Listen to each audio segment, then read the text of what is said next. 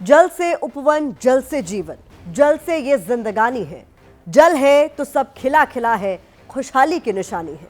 बिन जल है सब सूना सूना, प्यासी धरती प्यासे लोग, बूंद बूंद को तरस रहे, घर घर में गम की कहानी है।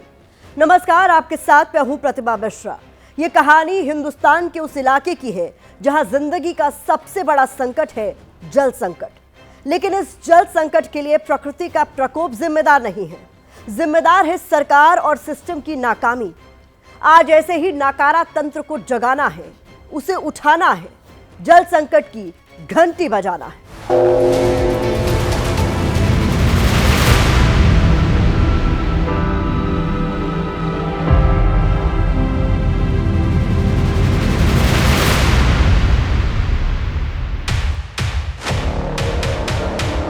सब सूखा पड़ा, कुछ भी नहीं है। पानी टंकी रखी है, टंकी खाली है।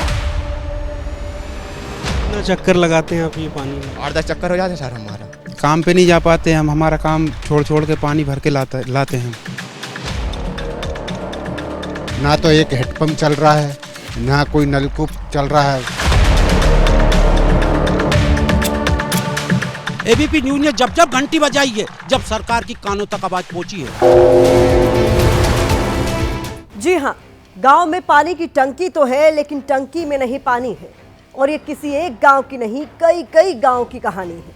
गर्मी अभी शुरू ही हुई है, लेकिन मध्य प्रदेश के कई गांव बूंद बूंद को तरस रहे हैं। तकरीबन सारे कुएं सूख चुके हैं, हैंडपंप भी है, लेकिन सरेंडर कर चुके हैं कि पाताल से पानी खींचकर नहीं ला सकते। हजारों लोगों की जिंदगी जल संकट से घिरी हुई है। गांव वाले इस बदहाली के लिए सरकारी सिस्टम को कोस रहे हैं। इसीलिए हम भी आज आपसे यही कह रहे हैं कि भयंकर जल संकट पैदा करने वाले इस सरकारी सिस्टम की घंटी बजाओ। आज हम आपको मध्य प्रदेश के उन इलाकों में ले चलेंगे जहां इंसानों को ही पीने का पानी नहीं मिल पा रहा। मवेशियों की तो बात ही छोड़ दीजिए। छोटे बच्चे हों, बुजुर्ग हों या फिर महिलाएं, सब के सब गड्ढों से गंदा पानी निकालकर पीने को मजबूर हैं। और यह गंदा पानी भी रोज एक संघर्ष के बाद उन्हें मिलता है। उसके लिए 2 से 3 किलोमीटर पैदल चलकर जाना पड़ता है, तब जाकर प्यास बुझ पाती है। आप खुद देखिए, हर घर नल से जल के नारों के बीच ये संघर्ष, और हमारे साथ सिस्टम की घंटी बजाइए।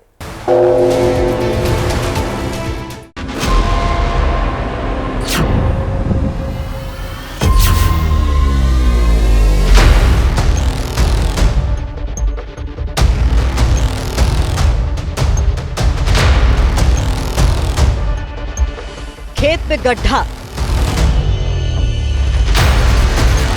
और गड्ढे के अंदर गंदा सड़ा हुआ पानी।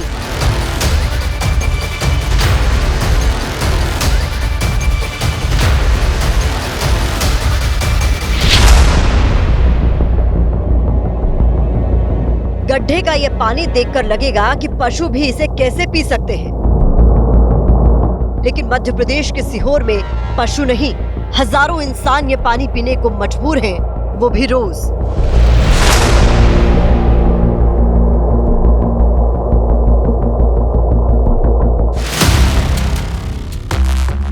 ये मजबूरी ही है कि सीहोर के बिशनखेड़ी गांव की महिलाओं को हर रोज, हर सुबह अपनी जान को जोखिम में डालकर इस गड्ढे तक पहुंचना पड़ता है।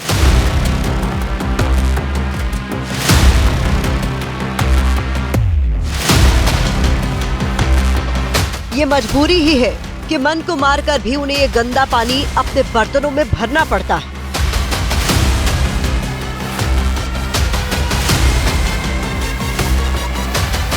और फिर गंदे पानी के इन बर्तनों को सिर पर ढोकर पैदल 2-3 किलोमीटर चलकर घर आना पड़ता है।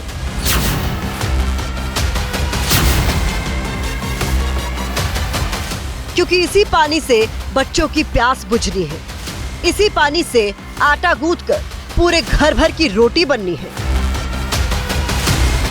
खेत के गड्ढों से निकलने वाले इसी गंदे पानी से घर गृहस्थी की गाड़ी खिंचती है। इसी गंदे पानी से इनके मवेशियों, ढोर ढंगरों की भी प्यास बुझती है।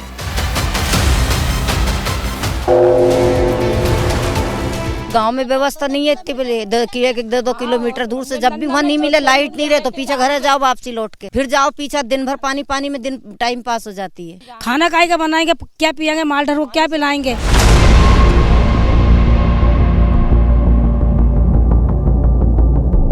बूंद बूंद पानी के लिए तरसते बिशनखेड़ी गांव के लिए सड़ा हुआ पानी मानो जिंदा रहने की शर्त बन गया है।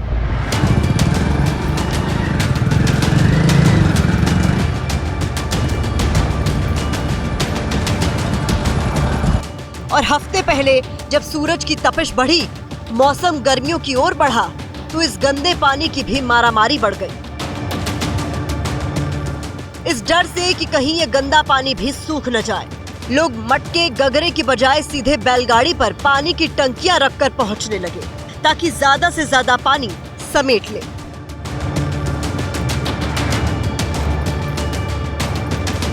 कुछ ने साइकिल मोटरसाइकिल के चक्कर शुरू कर दिए।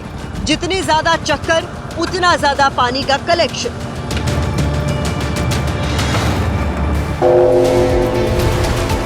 यहाँ से कहाँ से लाए हम 15 बाल्टी पानी चाहिए हमको, पीने की समस्या है बिल्कुल। हजारों लोग हर रोज बूंद बूंद पानी के लिए संघर्ष कर रहे हैं और उस सरकारी सिस्टम को भी कोस रहे हैं जिसका वादा था कि वो इन्हें घर तक सीधे नल से जल ला कर देगा। पानी के लिए साहब बहुत बेला पड़े हमारी, और 2 किलोमीटर से आना पड़े, बकरी बकरा और हमारी भी बहुत दिक्कत पड़े। बात बिशनखेड़ी में पानी का जो त्राहिमाम है, इतनी ही बुरी हालत सीहोर जिले के खामलिया गांव की है। खामलिया गांव के लोग कई बार शासन और प्रशासन से फरियाद कर चुके हैं, लेकिन सरकारी तंत्र मानो कुंभकर्ण से नींद का कंपटीशन कर रहा है, जागने का नाम ही नहीं लेता।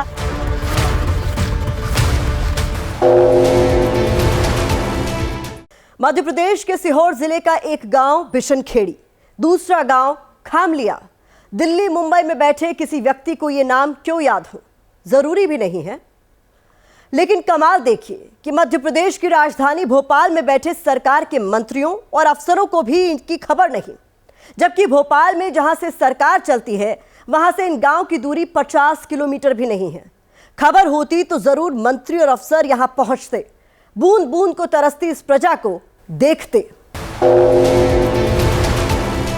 सरकारी अफसरों को नींद से जगाने के लिए एबीपी न्यूज की टीम सीहोर के खामलिया गांव पहुंची। यहां हमारे कैमरे ने जल संकट के कैसे कैसे दृश्य देखे, कैसे लोगों ने अपना सारा दर्द हमारे आगे उड़ेल दिया, आप सुनिए। और ये भी देखिए कि कैसे यहां पर पानी की सौदेबाजी का खेल हुआ और इसका खुलासा भी। इन्हें देखिए और फिर लोगों को पानी खरीदकर पीने के लिए मजबूर करने वाले सरकारी तंत्र की घंटी भी बजाइए।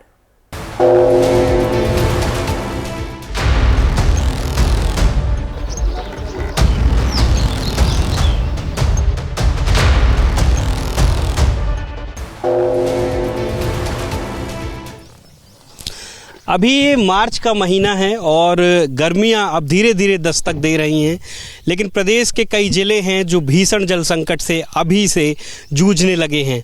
हम इस वक्त सीहोर ज़िले के खमलिया गांव में हैं, जो कि राजधानी भोपाल से 30 किलोमीटर दूर है और ज़िला मुख्यालय से मात्र 15 किलोमीटर दूर है। इस गांव में आते ही ये बड़ी सी पानी की टंकी हमें नज़र आ रही है। गांव में जाकर के हम देखेंगे कि क्या वास्तव में इस बड़ी टंकी से इस गांव के लोगों की प्यास बुझ रही है।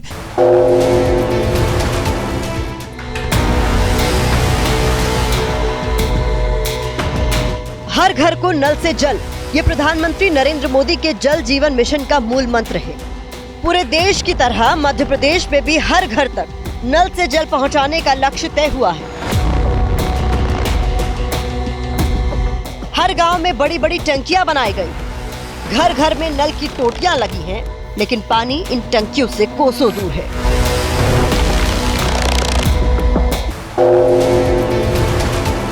पानी के लिए इस गांव के लोगों को 2-2, 3-3 किलोमीटर दूर जाना पड़ता है। यहीं के लोगों से हम जानते हैं कि आखिर ये संकट कितना है, कब से है। ये जल संकट जो है गांव में आपके कब से है? ये तो बहुत है, कम से कम 15-20 साल हो गई। ये ऐसे ही चला आ रहा, मतलब जब से टंकी भी खाली है। पानी हम दूर दूर से 3 किलोमीटर दूर से पानी लेके आना पड़ता है। टैंकर से भरवाते हैं, एक टंकी 300 रुपये में, बड़ी टंकी 500 रुपये में, ऐसे पानी भरना पड़ता है। हर घर नल से जल योजना केंद्र सरकार ने 2019 में लॉन्च की थी। मध्य प्रदेश में इसका लक्ष्य 35,641 गांव का था, जिनके हर घर में साल 2024 तक सीधे नल से जल देना था। लेकिन डेडलाइन बीतने पर भी लक्ष्य पूरा नहीं हुआ। फिर डेडलाइन ही बढ़कर 2028 कर दी गई। इस परियोजना पर अब तक 10,000 करोड़ रुपए से ज्यादा खर्च हो चुके हैं। 2024 के सरकारी आंकड़ों के मुताबिक 63.54% घरों तक नल से जल पहुंचाया जा चुका है। दावा है मध्य प्रदेश के 71,05,000 घरों में इस तरह जल पहुंचा है, उन्हें भटकना नहीं पड़ रहा है।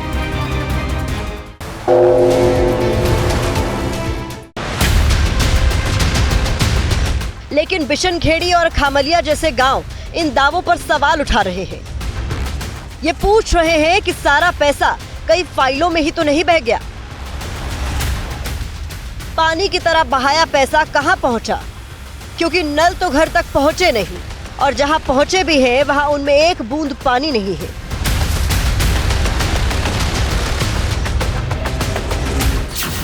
दावों और सच्चाई में कहां अंतर है? खामलिया गांव के लोगों से सुनिए।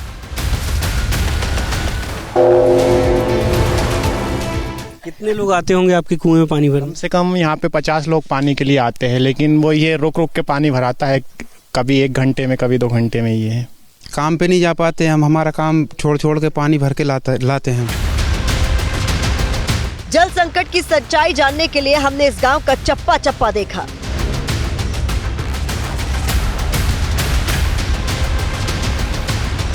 जिस तरफ भी हमारा कैमरा घुमा, बदहाली की एक सी तस्वीर नजर आई।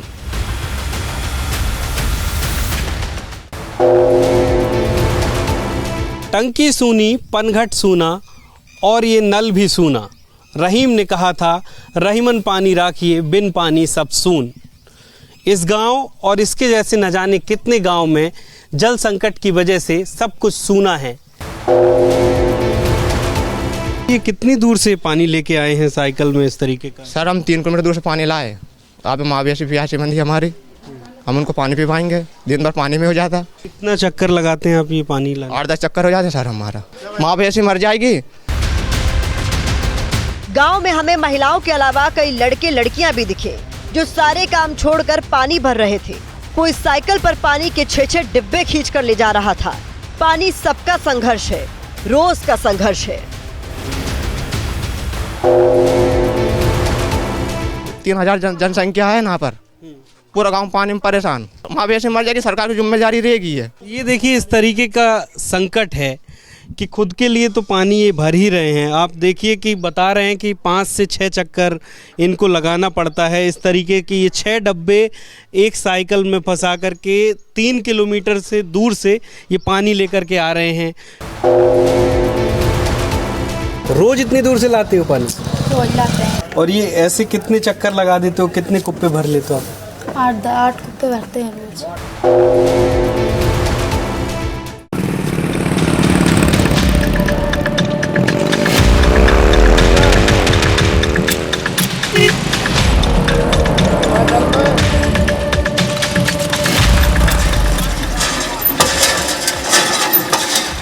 इस गांव में हमें एक हैंडपंप भी दिखा। आसपास खड़े लोग खुश थे क्योंकि हैंडपंप से पानी भी निकल रहा था, लेकिन ये खुशी पल दो पल की थी। 2-4 बाल्टी पानी देने के बाद इस हैंडपंप की भी सांस उखड़ गई। जिन चेहरों पर खुशी थी, सूखे सा सन्नाटा पसर गया। पानी की तलाश में हम बस्ती के दूसरे छोर पर इस हैंडपंप में पहुंच चुके हैं। यहाँ पर ये बच्चे पानी भर रहे हैं। पानी आता है इसमें? नहीं, बस 5-10 कुप्पे देगा, फिर ये टोटा जाएगा, फिर 1-2 घंटे में भेला होगा, फिर 1-2 कुप्पे देगा। इसमें पानी बहुत, ये देखो कितना टाइट चल रहा है। हाँ, बहुत मुश्किल है, आप देखिए ना। इसको चला के देखता हूँ कि ये क्या, और ये वास्तव में काफ़ी मुश्किल है। ये हैंडपंप भी लगभग 5-10 डब्बे पानी देने के बाद विश्राम मांगता है। करीब 1-8 घंटे का रेस्ट इसको देना होता है, तब जाकर के वापस पानी भरते हैं। एक बार में कितने डब्बे पानी भर जाता है? फिर 5-6 डब्बा भर जाए एक दान में, फिर रुक जाओ घंटा भर, फिर भर जाए 5-6 घंटे। गांव में कुछ घर ऐसे भी हैं जहां पर बोर तो है, इसमें पानी भी आता है, और लेकिन ये पानी 5-10 मिनट आने के बाद चूँकि ग्राउंड वाटर लेवल भी यहाँ पर बहुत नीचे जा चुका है, उसके बाद इसमें पानी आना बंद हो जाता है और कम से कम आधे 1 घंटे के इंतज़ार के बाद अब इसमें दोबारा पानी आएगा और इस तरह के 4-5 डब्बे वापस से ये लोग भर पाएंगे। कितनी देर चलता है ये? 10-5 मिनट। 10-5 कितने डब्बे भर जाते हैं? 5-6 कुप्पा 7 कुप्पा बस। अब कितनी देर बाद पानी इसमें आना शुरू होगा? आधा घंटा बाद। पानी को तरसते इस गांव के लोगों ने अपने सारे काम धंधे ताक पर रख दिए हैं। दिन का सबसे बड़ा काम है पानी का इंतजाम। बच्चों का पहला फोकस अब पढ़ाई नहीं बल्कि पानी भरने में परिवार का हाथ बटाना है, क्योंकि पानी है तभी तो जिंदगानी है। हम इस जल संकट की जड़ों में गए और भी चौंकाने वाले तथ्य हमारे सामने आए। इलाके में अंडरग्राउंड वाटर लेवल काफी नीचे चला गया है। लोग परेशान हैं और मजबूरी में उन्हें टैंकरों से पानी खरीदना पड़ रहा है। इस गांव की हर दूसरी गली में पानी का टैंकर खड़ा दिख जाता है। गांव वाले कहते हैं पानी खरीदना भी मजबूरी है। अगर ना खरीदें, स्टोर ना करें तो क्या करें? कहां से प्यास बुझाएं? क्या पशुओं को प्यासा मरने दें?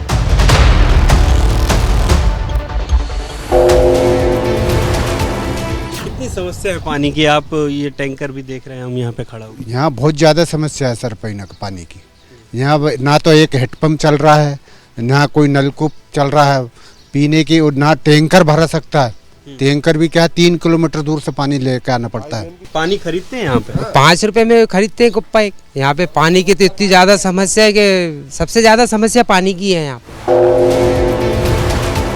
आमतौर पर आपने महिलाओं को पनघट से इस तरीके से पानी भरते देखा होगा, लेकिन ये पनघट नहीं है, ना ही कोई कुआं है। ये अपने घर की एक पानी की टंकी से एक डब्बे में पानी निकाल रही हैं। ऐसी समस्या कब से है या आप लोग पानी भर रहे हैं इससे? बहुत दिन से है। 5-6-7 साल 8 साल हो गया टैंकर से खरीद के भरता। कितने दिन चलता है एक टंकी पानी? 4-5 दिन। नल वगैरह लगे हैं, ये इनसे पानी नहीं आता?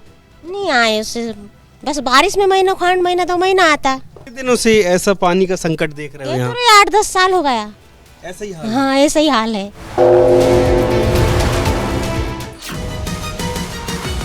सीहोर में जल संकट हर दिन की सबसे बड़ी चर्चा है। चौपालों पर ये रोज का हॉट टॉपिक है कि मार्च में ये हाल है तो मई जून में क्या होगा? जब सूरज भयंकर आग उगलेगा तब पानी के लिए कहां भटकेंगे? 3-3.5 हजार की जनसंख्या है यहाँ पर। माननीय मुख्यमंत्री जी के निवास पर लकड़ी का हल देकर के एक तो रोड की समस्या और पानी की समस्या को हल करने की मांग करी थी। एबीपी न्यूज ने जब जब घंटी बजाई है, जब सरकार की कानों तक आवाज पहुंची है, सरकार के कान तक यहाँ की घंटी पहुंचे, इन जनता के पानी की घंटी उन तक सुनाई दे। गांव के सरपंच हमारे साथ कुलदीप जी हैं। कुलदीप जी, ये इतना जल संकट है, क्या प्रयास किए गए आपकी तरफ से इस जल संकट को दूर? हम निरंतर रूप से प्रयासरत हैं, शिक्षा के लिए, स्वच्छता के लिए, जल के लिए। हमने अवगत भी करवाया पीएच विभाग को, पर हमारी कोई सुनवाई नहीं हुई है वहाँ पे। जबकि समस्या अगर देखी जाए, गांव में सबसे बड़ी समस्या जल संकट। उस समस्या का समाधान नहीं होगा तो हम क्या करेंगे?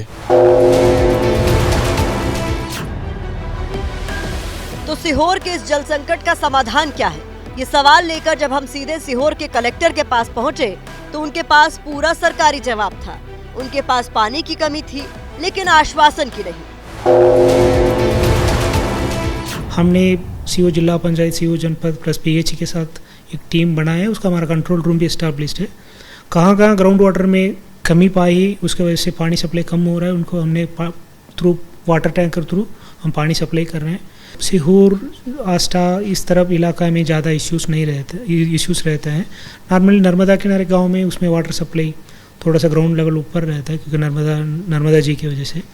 सो भविष्य में हमारे एक नर्मदा जी से पानी आएगा, ये इसका समाधान हो सकता है। जब भी पानी मांगो तो हर हर नर्मदे। नर्मदा का पानी आएगा तो ये हो जाएगा, नर्मदा का पानी आएगा तो वो हो जाएगा। लेकिन नर्मदा का पानी आएगा कब? हर हर नर्मदे। मध्य प्रदेश के कई हिस्सों में पीढ़ियां बदल गई लेकिन नर्मदा जल की प्रतीक्षा खत्म नहीं हुई। प्रदेश की जल संसाधन मंत्री के पास भी इसका कोई ठोस जवाब नहीं है। वाटर लेवल वाकई में अब डाउन हो रहा है, पर इतना आप लोगों को आश्वस्त करती हूँ कि पहले से बहुत अच्छा हो गया। हमारे अधिकारी लगातार धरातल में जा रहे हैं, हमारे माननीय विधायकगण जा रहे हैं और जो गड़बड़ी हो रही है उसको हम सब लोग सुधार रहे हैं।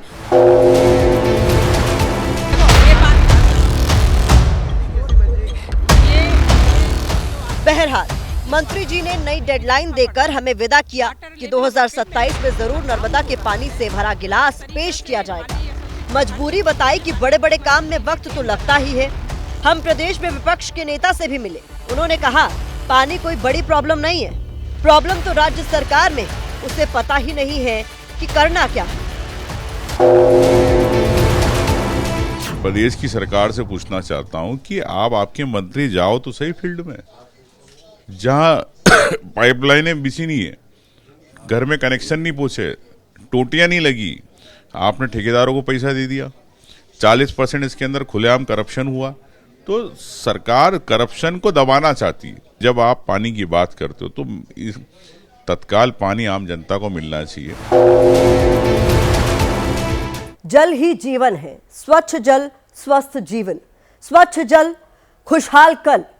ऐसे कई स्लोगन आपने भी देखे होंगे। गांव हो या फिर शहर, सरकारें और पंचायतें खाली दीवारों पर ऐसे नारे खूब लिखवाती हैं। स्वच्छ पेयजल का महत्व समझाने के लिए जागरूकता कार्यक्रम चलाती हैं। प्रधानमंत्री नरेंद्र मोदी के जल जीवन मिशन का मकसद भी यही है कि लोगों को स्वच्छ पेयजल मिले। लेकिन सीहोर में जो हालात आप देख रहे हैं, क्या उसे देखकर ऐसा नहीं लगता कि जैसे सोचा जा रहा है, सुस्त सरकारी सिस्टम वैसा होने नहीं दे रहा है। इसलिए हम कह रहे हैं कि ऐसे तंत्र को जगाओ, घंटी बजाओ।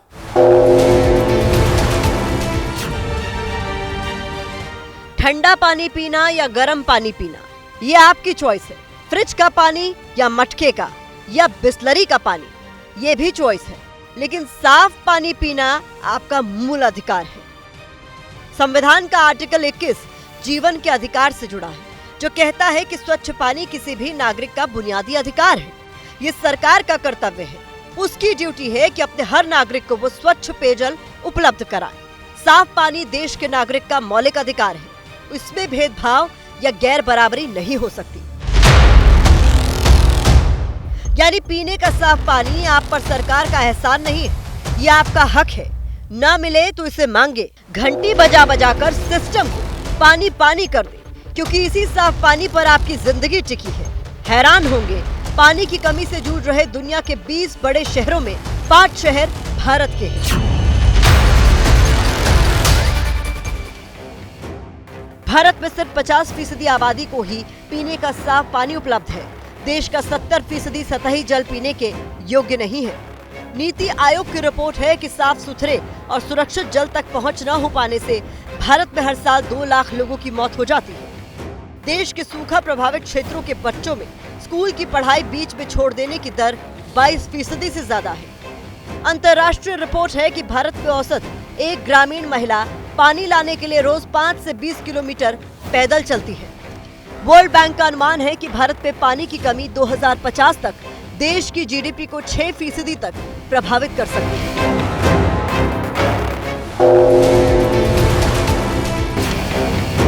इसीलिए इसे सिर्फ बिशनखेड़ी और खामलिया गांव की समस्या मत समझिए।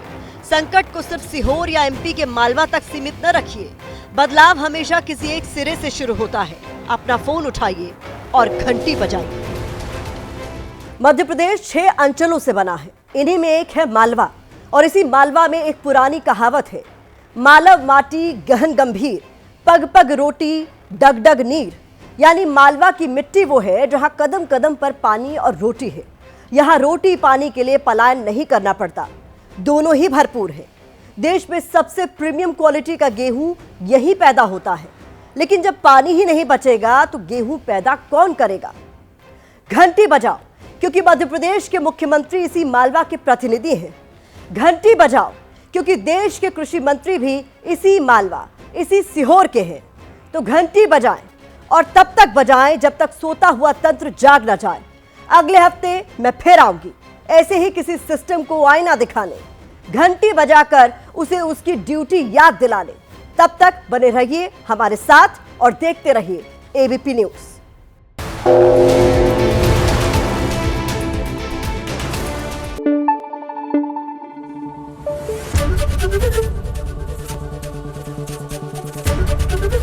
एबीपी न्यूज आपको रखे आगे।